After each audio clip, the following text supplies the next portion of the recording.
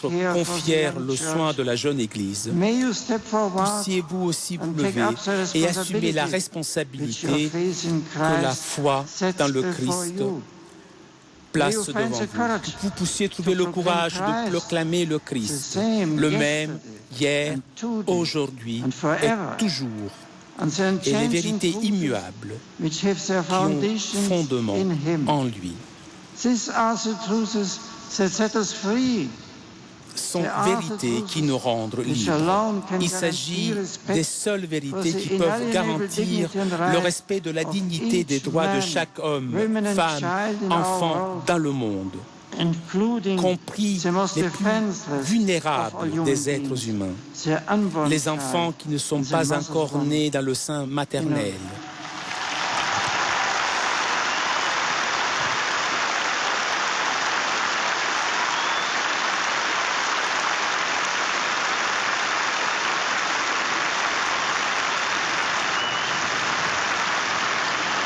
Dans un monde où frappé à notre porte,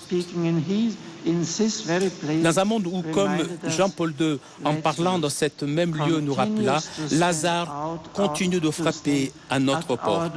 Faites en sorte que votre foi et votre amour apportent des fruits pour secourir les pauvres, ceux qui sont dans le besoin, les sans-voix. Jeunes hommes et femmes d'Amérique, j'insiste avec vous, ouvrez les cœurs à l'appel de Dieu et de le suivre dans le sacerdoce et dans la vie religieuse.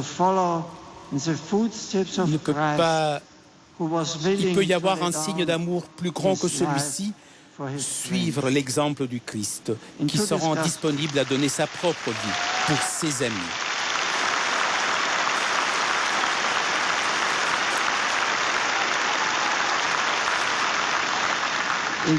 Dans l'évangile d'aujourd'hui, le Seigneur promet à ses disciples qu'ils feront des œuvres encore plus grandes que les siennes.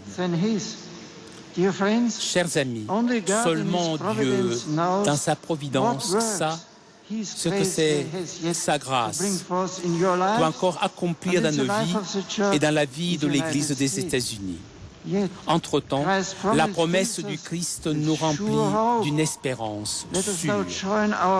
Unissons donc notre prière à la sienne comme des pierres vivantes de ce temple spirituel qui est son Église, une sainte catholique apostolique. Élevons les yeux vers lui, puisque même maintenant, il est en train de préparer une place pour nous dans la maison de son Père. Et renforcés par le Saint-Esprit, travaillons avec un zèle renouvelé pour la diffusion de son royaume. Heureux tous ceux qui croiront.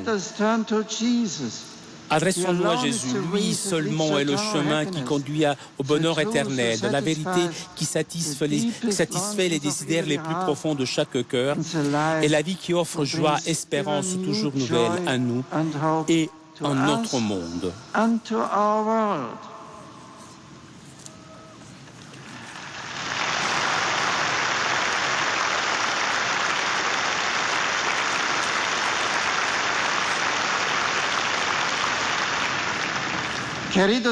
Chers frères et sœurs dans le Seigneur,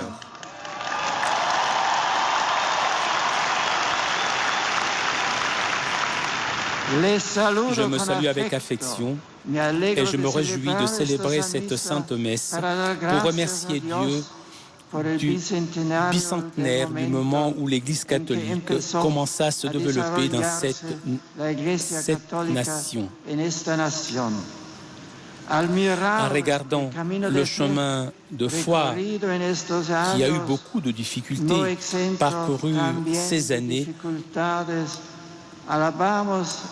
louons le Seigneur pour le fruit que sa parole a produit dans cette terre et manifestons-lui notre désir que le Christ, chemin, vérité et vie, soit toujours plus connu et aimé ici, dans ce pays de liberté, je veux proclamer avec force que la parole du Christ n'élimine pas nos aspirations à une vie pleine et libre, mais nous révèle notre véritable dignité d'enfant de Dieu et nous encourage à lutter contre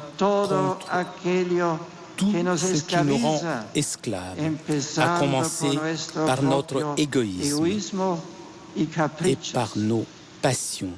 En même temps, nous anime à manifester notre foi grâce à notre vie de charité et à faire en sorte que nos communautés ecclésiales soient chaque jour plus accueillantes et fraternelles.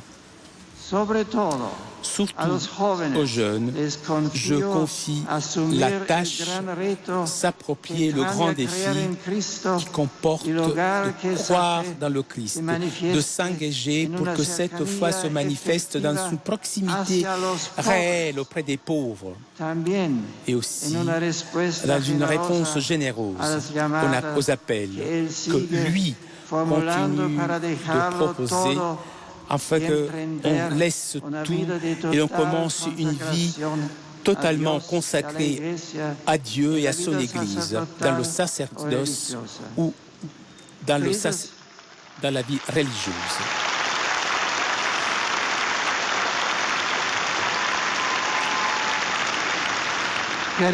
Chers frères et sœurs, je vous invite à regarder votre avenir avec espérance, en permettant à Jésus de rentrer dans vos vies.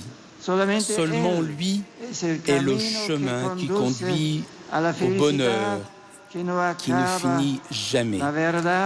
La vérité qui satisfait les plus nobles aspirations humaines et la vie comblée de joie pour le bien de l'Église et du monde. Que Dieu vous bénisse.